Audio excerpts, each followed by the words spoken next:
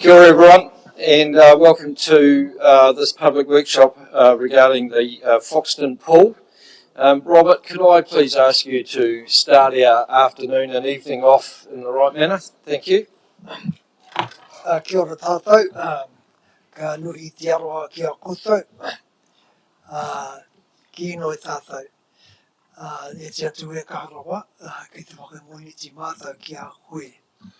Nei rā te tātou wānanga kōrero e pāne ki te tātou mahi o te kaunihera, Horowhenua, no rei, no nei rā e te atua, tēnei te mihi ara ki a koe, tēnā koe, kia tātou katoa, te ata whai tō tātou riki a hiokaraiti, e te ara o te atua me te whiwhinga tahitanga i te wairu tapu, ake, amene. Kia ora kata.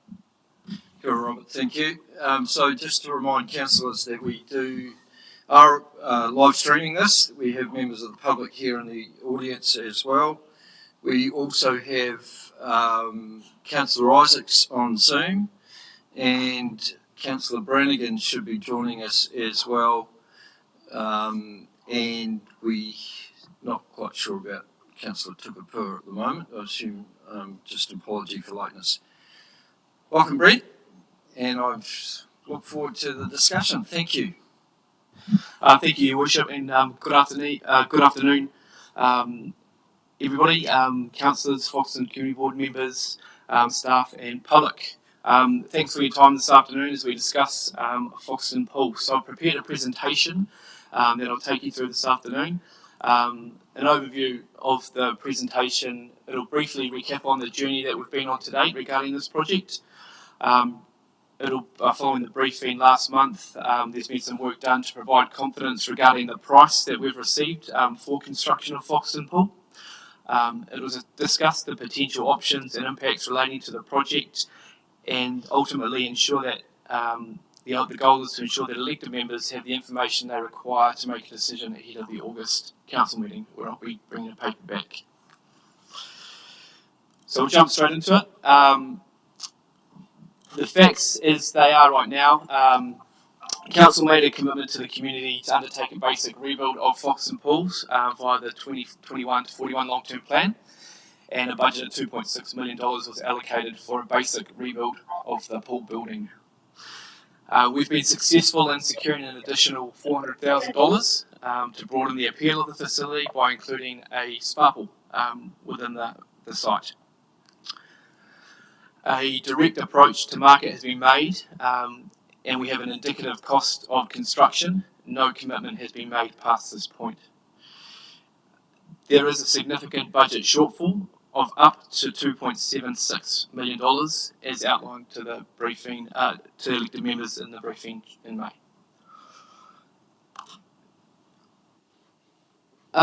In some ways, I guess Foxton Pool is first up, worst dressed. There's a number of other capital projects across our council that are likely to be impacted by cost escalation.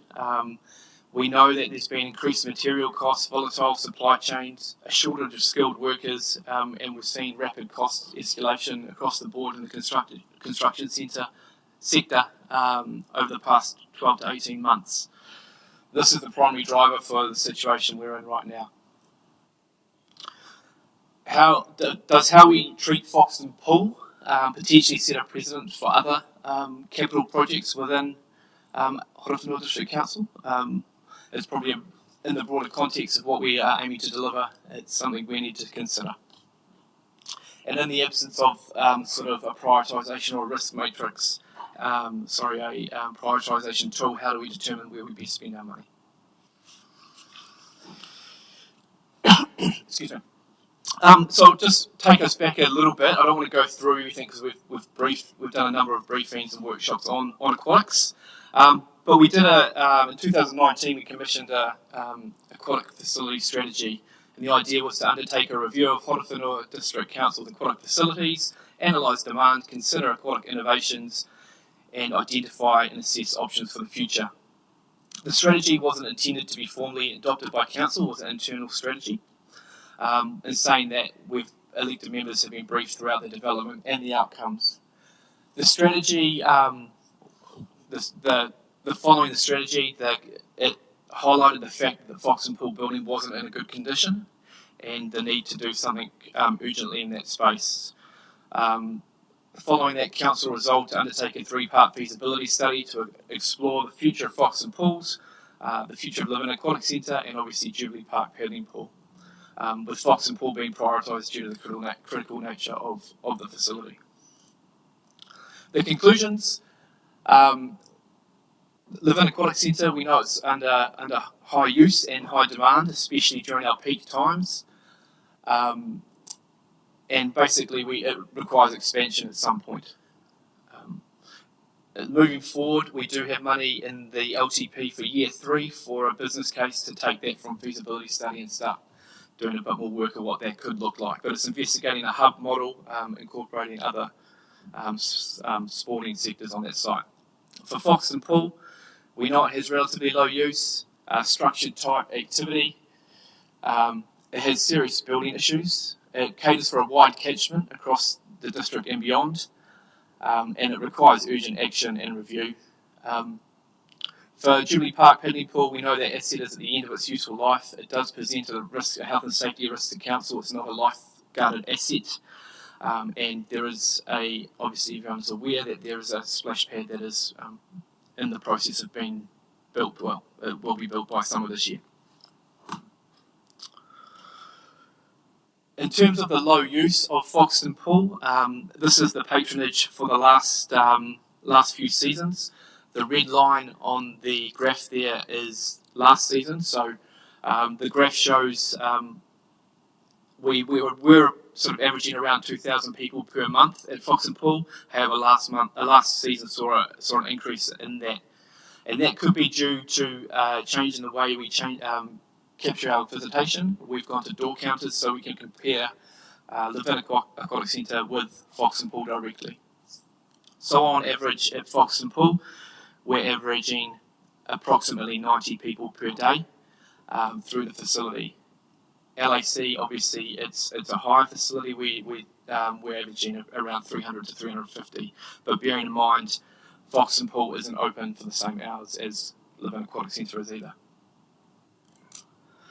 Throughout the feasibility study for Foxton Pool, the priorities, we heard from the community loud and clear that the priorities were keeping a pool in Foxton, providing an all-year facility, and increasing the appeal of the facility. So with the basic rebuild, we will keep a pool in Foxton. It will be open all year round, and by trying to incorporate a spa pool, it does go some way to broadening the appeal, albeit relatively small. In terms of the journey to date, I've completed a procurement plan. It was completed and approved to make a direct approach to market. Factors that influence the strategy were the escalation in the building sector, to future-proof the project to try and get on site quicker. We know that at the moment the construction inflation is running at 12 to 15% per annum. For a project of $4.5 million, that's about $47,000 per month. It also allows us to engage early with a contractor to pretty much order materials straight away to limit lead-in times and supply chain issues. The other factor that's very important in this case is there are a limited number of professionals that specialise in aquatic facilities throughout the country, and obviously we know the challenges with the current building. It's really important for us that we do it right this time round. So where we are today, we have $2.6 million that was approved via the LTP. We've received an additional $400,000 through Eastern Central Community Trust and lotteries grants. The spend to date is approximately $55,000. The cost to construct is 5.7, so there's a 2.7 shortfall. Now, following last month's briefing, I was requested to provide some confidence in the price that we've received, and so the way we've done that is we've gone back to the QS who initially gave us a quote of $2.6 million and asked them to review it and come back to us with an assessment. And the upshot of that is that the assessment that has been completed is within $100,000 of the price, so it is an accurate reflection of the market that we're in right now. We do have some options to reduce the scope, to bring it back to effectively a bare bones type of facility, and that would include deleting the spa pool, which obviously reduces the amenity and the appeal. We could add it later, at a later point, but we'd also have to build a new reception area at that point also. We could delete the proposed reception area, but there is a reason why it is designed the way it is, and it creates a wind lobby effectively, and better control of the environment and the humidity within the spaces. So in the pool hall, where it's quite warm and humid air, it's a separate air parcel for the reception area. So when people come in, when schools and things are visiting, the front doors open, we don't lose all our hot air straight out the facility front doors. We can relocate the mechanical plant from the roof, which is proposed in the option A, I guess, and move it to the back of the facility or the front. This does limit us somewhat in future-proofing the facility. All up, if we took out all of those things, we'd save a total of just over $1.08 million from the total project cost. So that, looking at the reduced scope, again, if we look at, we have $2.6 million, we would not be able to use the $400,000 in funding we've received, because we're removing the spa pool from this option. We spent $55,000, and the cost to construct would be $4.62, so a shortfall of just over $2.1 million. So sort of to demonstrate that, and it's a little bit hard to see on the screen here, the area in blue is, the whole area there, including the red, is the $5.7 million option. So you see the new reception area out the front here. The existing, right now, the way we enter the facility is through here, and where we're proposing to put the spa pool is where that reception area is. So if we were to not do the reception area and keep it where it is, we don't physically have the space around the concourse of the pool to relocate a spa pool. So hence the reason why the reception area and the spa pool are part and parcel. The dotted area here is where the platform effectively for the air handling units would be placed on top of the roof. That's its own separate structure, not connected to the building, hence the additional cost there.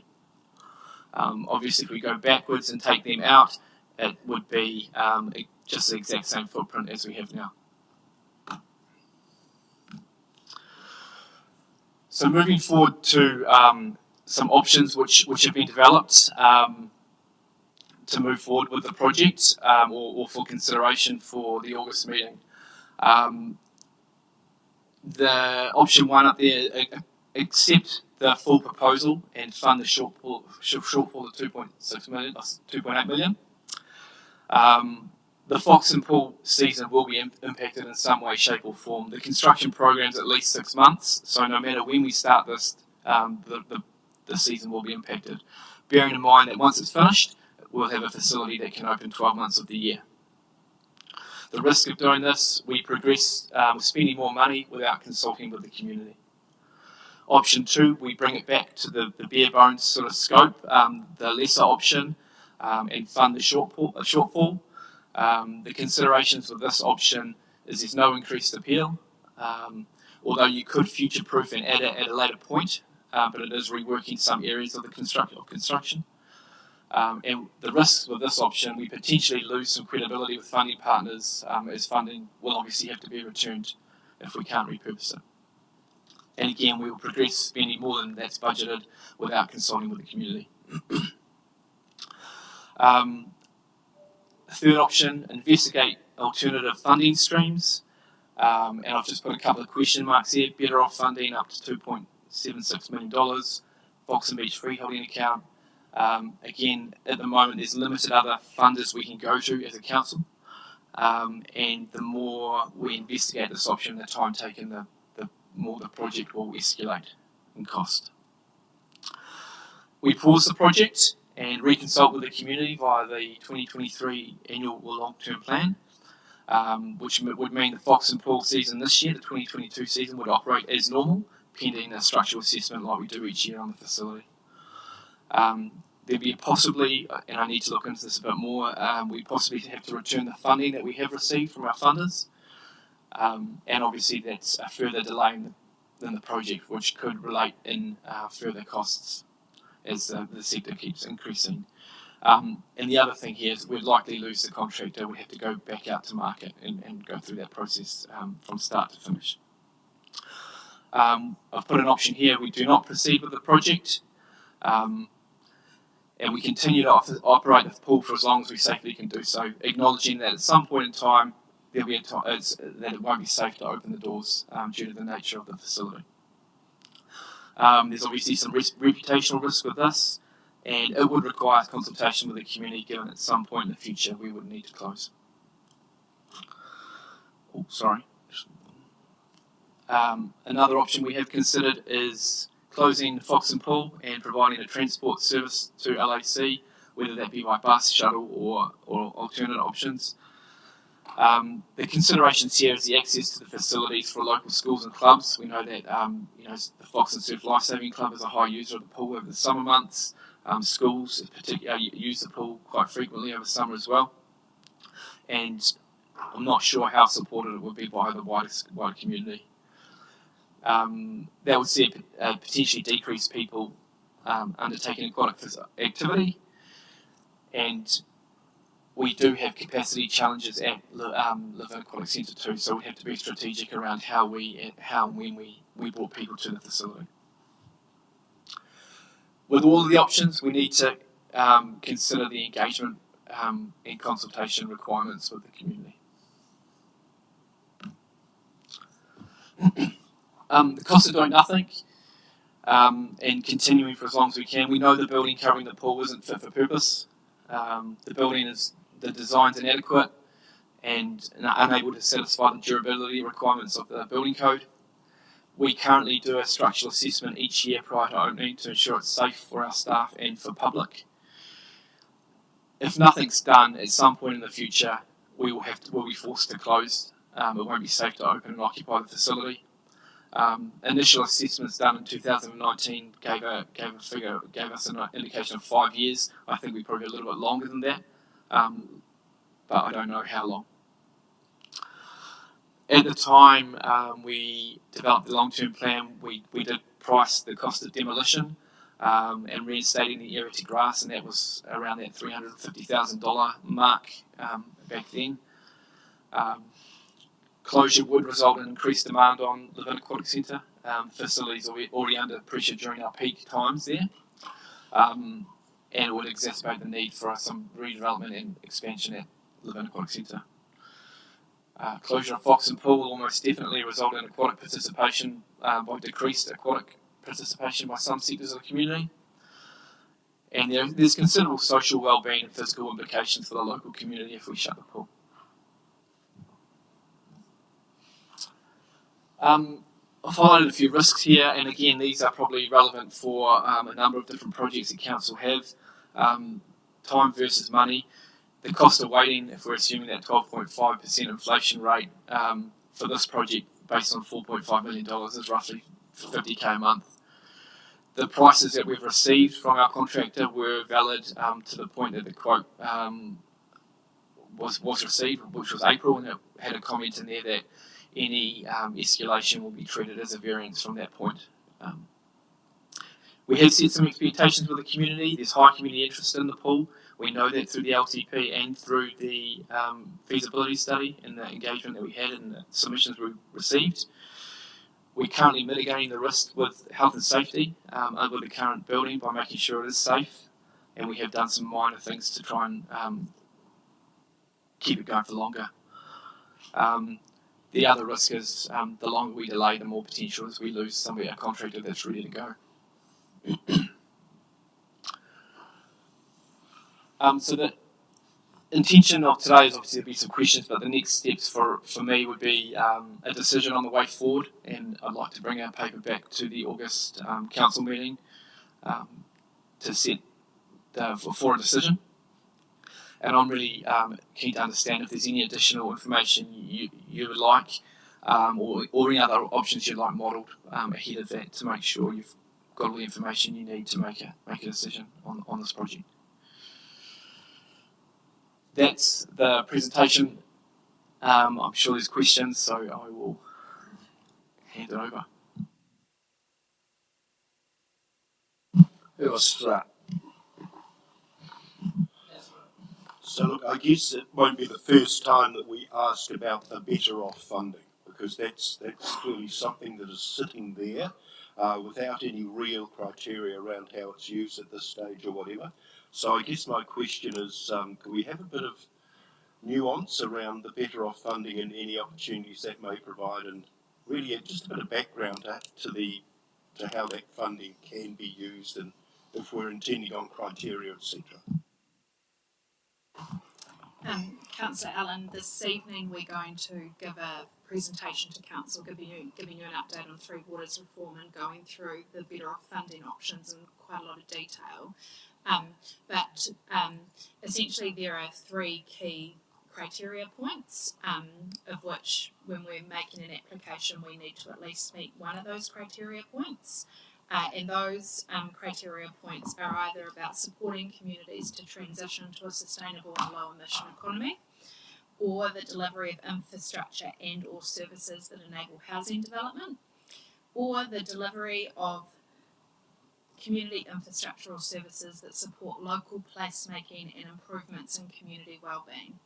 And the guidance that certainly Mr Maguire and I have had from the Crown Infrastructure Partners is that third criteria, which is the supporting local placemaking and improvements in community wellbeing, they see that as the broadest definition. And so if your question is something like this eligible under the better off funding, the answer is yes, it would be if that was the will of Council.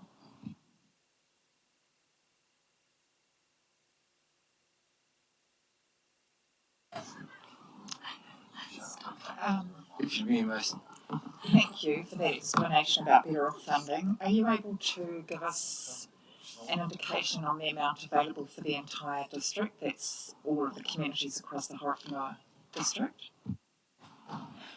So tranche 1 funding, which our applications due September, is 4.99 million.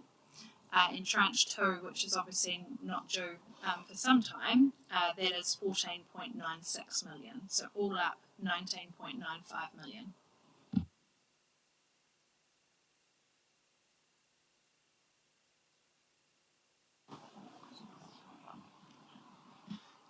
Councillor Allen. Look, and I think we need, for that background around the criteria, and because it's a public workshop, perhaps it would be useful to flag, or if Monique would like to comment on, given the breadth of the criteria, particularly the third one, would best practice suggest that councils will then develop a subset under that criteria of its priorities? And if so, is there sort of a time frame around that? Yeah, so the workshop later this evening, we're going to take you through a time frame which essentially says we've got a sprint. We've got essentially July for council to determine where they would like us to see that 4.99 million allocated, because we then have to apply. And so just for absolute clarity, applying for the money isn't going to government and saying please give us 4.99 for this list of projects. It is preparing a proposal that has substance in either a business case or a feasibility study or some form of like ready to go project or projects. But probably the comment that I would make is that one of the things when we present to you this evening that we're going to encourage you to think about is how you may want to think about the Three Waters reform and the tranche 1 funding from government, which is obviously not committed to, like it has no linkage to the quantity or quality of our assets, but it is being reflected in some way or form by the investment that this council has made. And so you may want to think about the targeted water rates, and then when you think about how you allocate that $4.99 million across projects, are you wanting to allocate that in a different way across the district? And just around the need to prepare a business case, to have some sort of robustness around the application. The way the pool currently sits with its background, with the consultation and everything else, would that be sufficient to meet the requirements? Yes.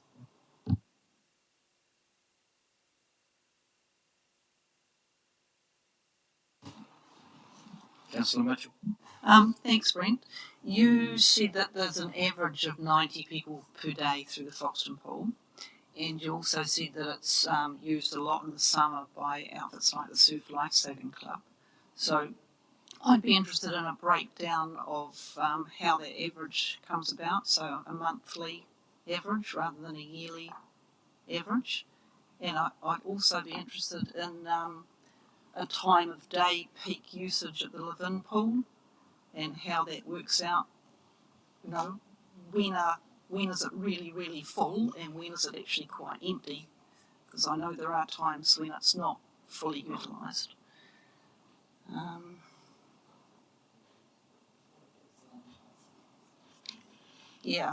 And maybe just a refresher on if it turned out that the Foxton Pool is mainly used during the summer months compared with the winter months, or the costs of an outdoor pool compared with an indoor pool.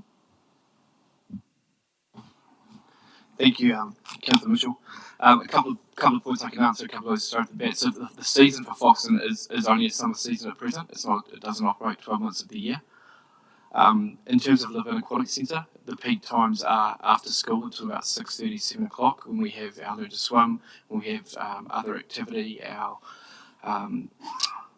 after school programs, school holidays, and that sort of thing. And the other peak time is first thing in the morning. But typically we have after school between 3:30 and about 6:30. It's difficult to find for public to come in and find a lane to swim.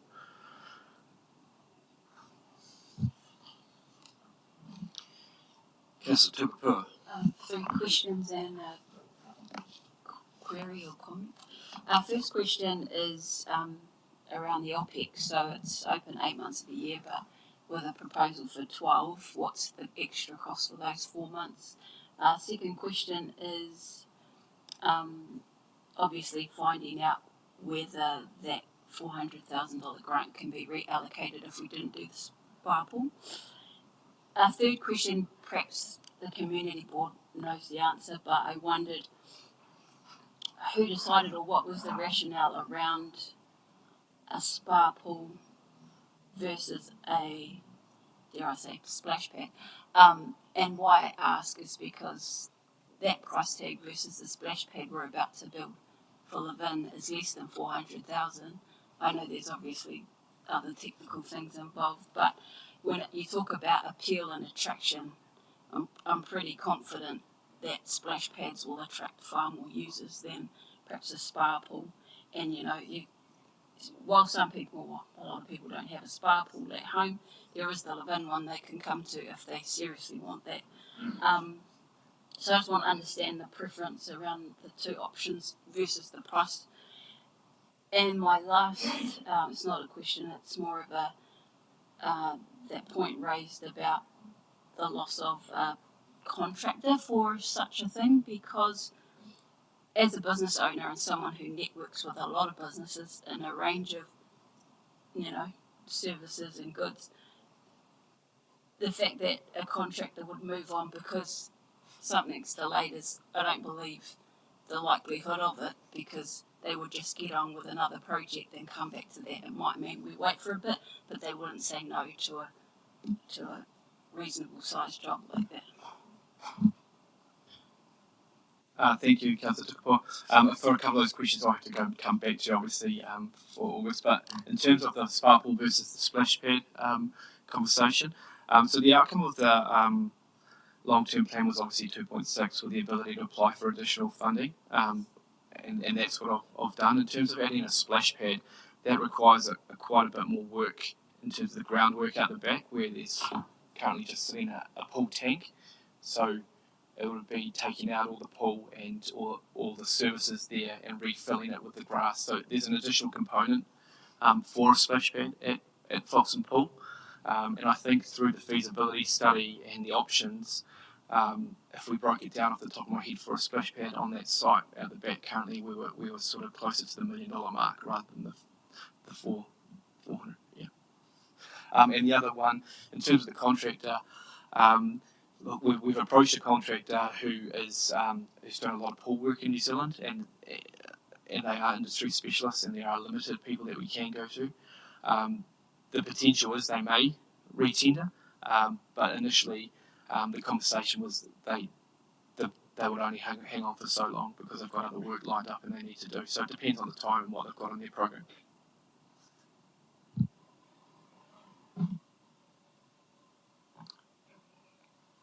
Who's on? Sorry, Trish. What button do I press? No, left or you'll right? need to turn yours off, sorry.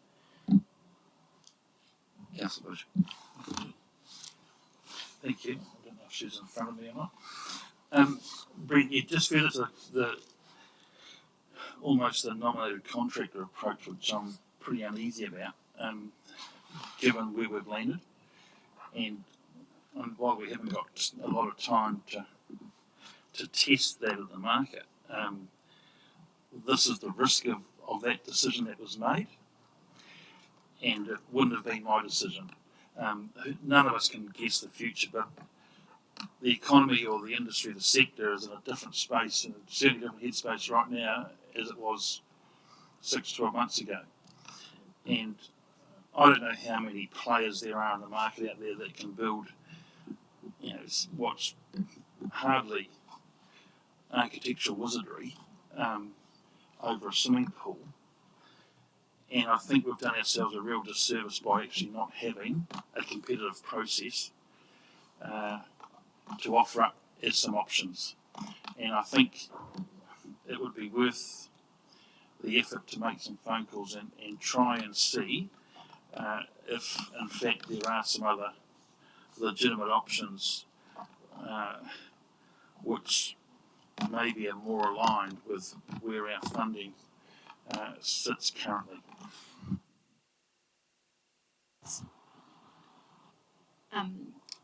Like Councillor Bishop, I think you raise really valid points, and I think the organisation absolutely acknowledges that that decision to go direct to market was a decision made by the organisation, not by elected members. It is an option for council in August to request that actually, we're bringing a procurement strategy that says we do go to the market.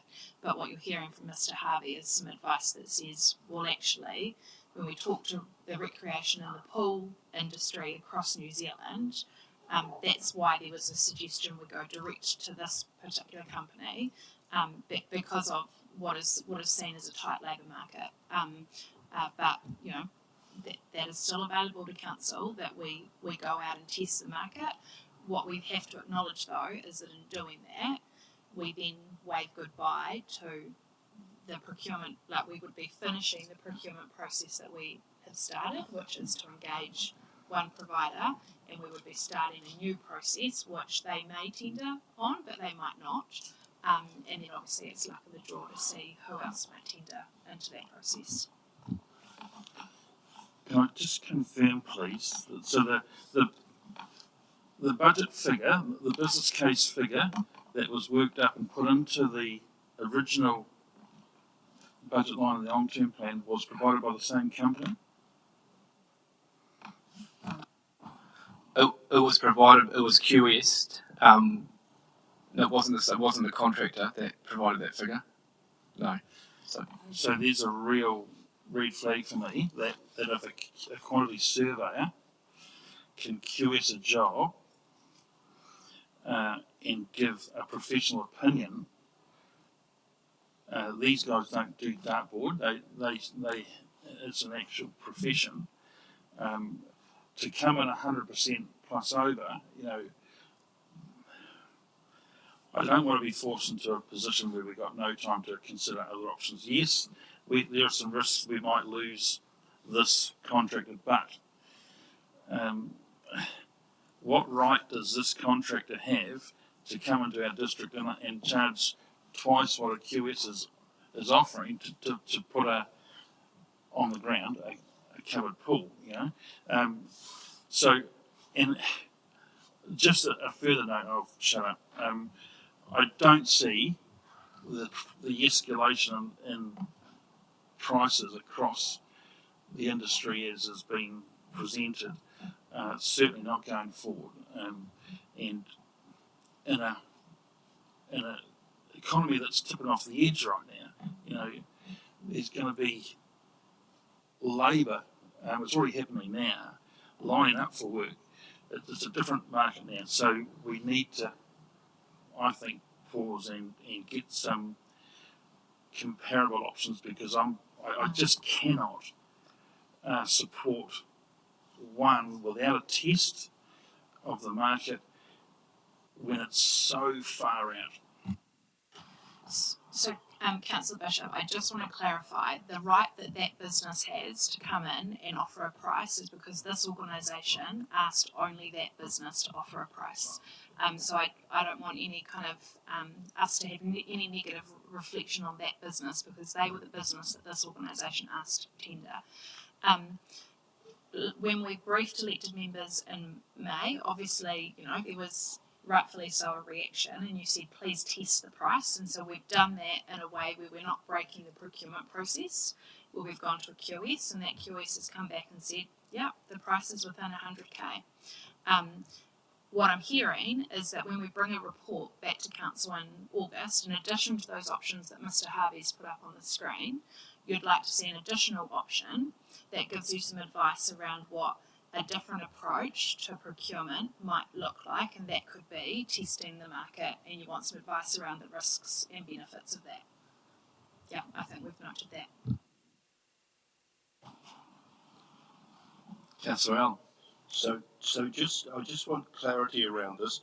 When we talk about testing the market, how specialised is the industry in this case when it comes to the pool build? How rich are the options within the market?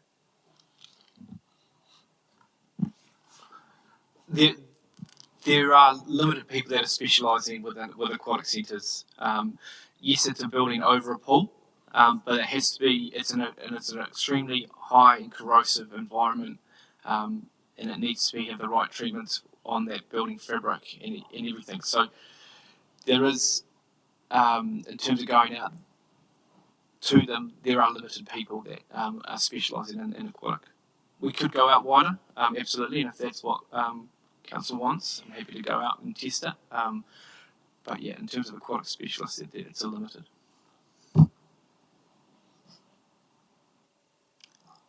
Did you have a question, Trish? It was more answering Piri about the spa pool versus the splash pad. It's just that we have a lot of senior users that use our facilities, and they would use it all year round. I don't know, the splash pad may be limited to a summer activity. I know what you've said about the cost is a lot more than what the Levine one is, and it wouldn't be a spa pool like you just have at home. It's a one that would be for physio, and yeah. So that was just a comment about. Yeah. Okay. Trish, we're not debating the issue at the moment. We're just clarifying before we receive a report. Councillor Jennings. Thank you. Thanks, Brent.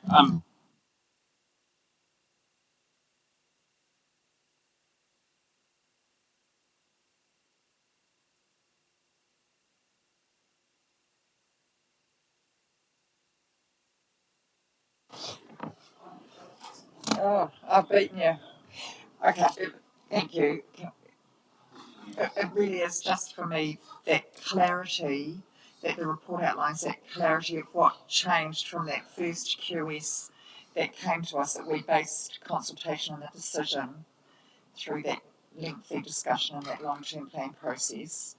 What changed? Yeah, clarity about what changed from when we got that price to market. I'd like to know how that was so far.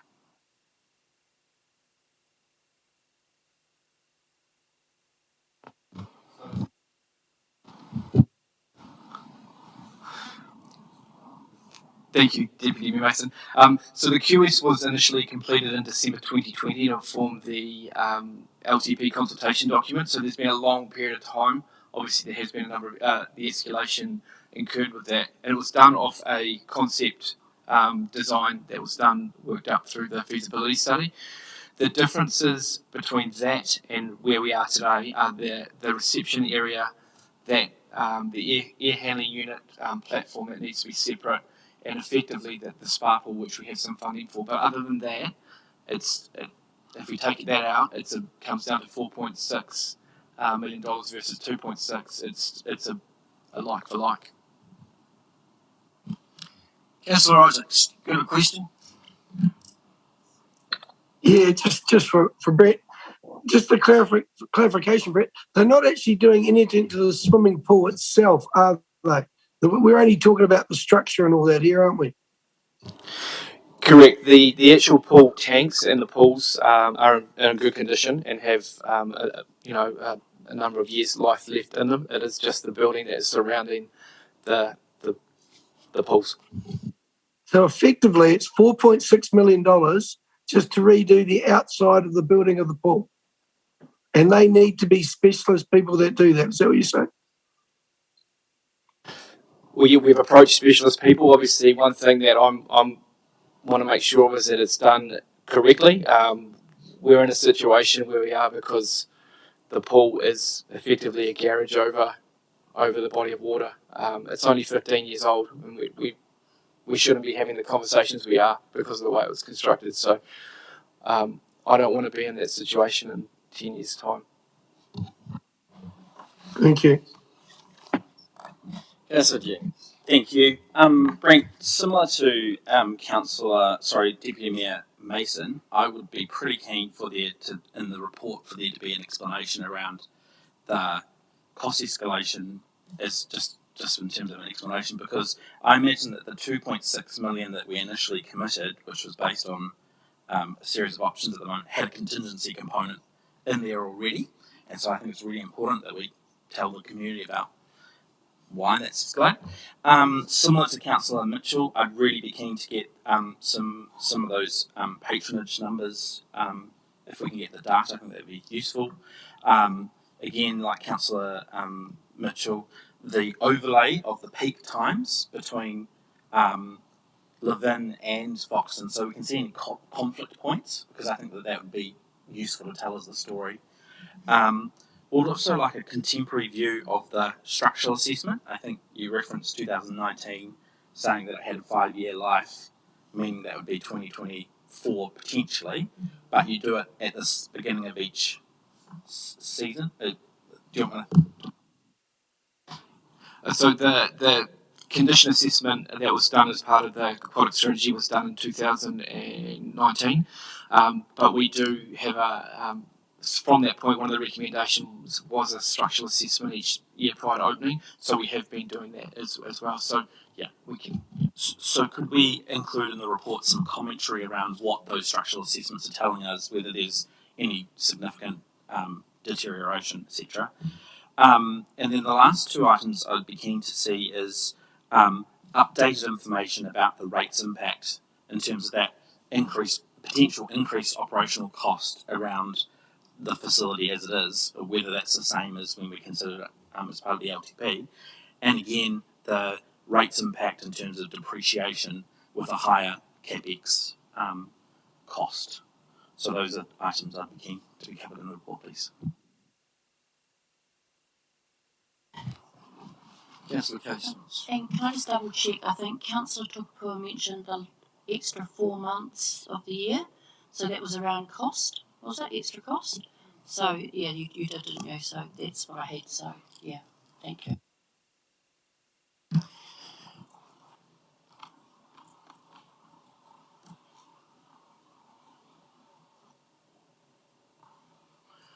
Brent, can I just ask, in terms of reconsultation with the community, what do you think point triggers that?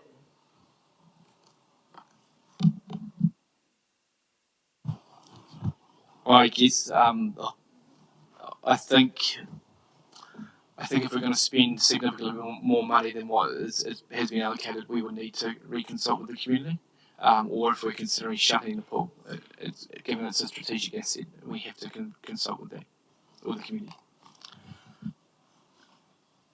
I think what council needs to balance that with though is that if you opted to consult with the community ahead of spending additional money on this asset, which is a project identified in your long-term plan, an analysis of what does that mean in terms of the precedent you are creating for consultation that you're prepared to have with the community on any other capital project which from here onwards is likely to have an overspend, whether that be retrospective or into the future.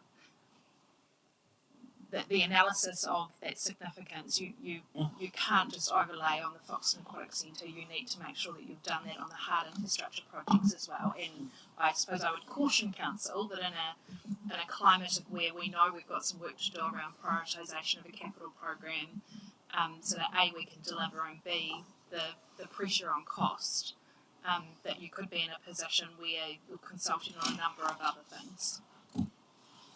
I would certainly welcome maybe some retrospective, certainly on Te Awaho, given the 6 million budget climbed to 11.3. This is thousand. What I would like to also ask, please, Brent, is that in the peak times in the January and February, you talk about the capacity of the Levine Aquatic Centre being right up there, no further capacity to put any people in the pool. At those levels of patronage at the Foxton Pool, what capacity is left within the lanes at those peak times?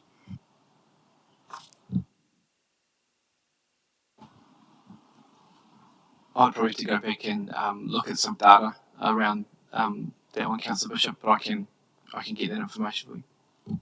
If that could come to the report, that'd be great. Councillor Jennings. Sorry, just one final point. Would you mind going back to the options slide? And the particular aspect I was keen to just to ask again, that final row, the providing a transport option. In the report, not expecting any sort of detailed cost analysis, but could we potentially include potentially an outsourced transport service figure versus an in-house transport? So, i.e., we buy a van and it's operated by council as a transport service versus we pay an external contractor or existing transport provider, just because I'm just keen to understand the potential difference in cost there. Councillor Mitchell. And just a consultation question from me. So, based on what we thought it was going to cost, we came up with a decision for the long-term plan about which option we were going to go for. Now, if we decided that because it's nearly doubled, that we might want to look at one of the other options that we consulted on, do we have to go back and reconsult, or can we change our option? No, you're through you, Mr. Chair, you absolutely need to reconsult. Your contract with the community is on what you decided. So that's an interesting one, because there's two ways of looking at it. For me, I voted on the $2.6 million option, and some will have a view that they voted on what that delivered. But we don't live in a world where we don't have any constraints on finance, and that's where the rubber hits the road, and that's where we need to, make the hard decisions and understand that if we blow out there, what gives? And we've got to complete that conversation rather than dealing with it in isolation, because it just doesn't go on the mortgage and have no effect.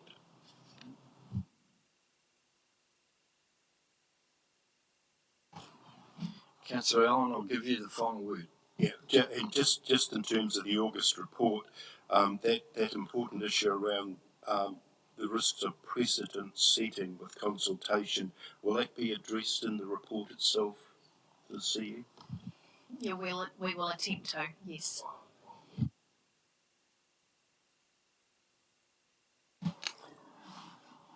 Okay.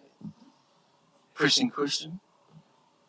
In that case, when you're capturing this, consultation piece, I don't know how you would, but I don't think it's widely understood that the whole district pays for this, not Foxton alone.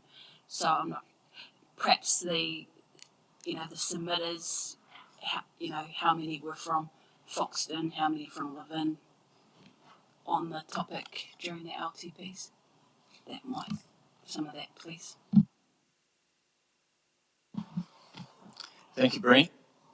Appreciate all the work and look forward to the report coming in August. Obviously, if councillors have got any further questions or clarifications or that they need to get that in front of Brent as soon as possible. Thank you for your attendance, Trevor, Trish and David. And we'll resume in 5 minutes with the council meeting.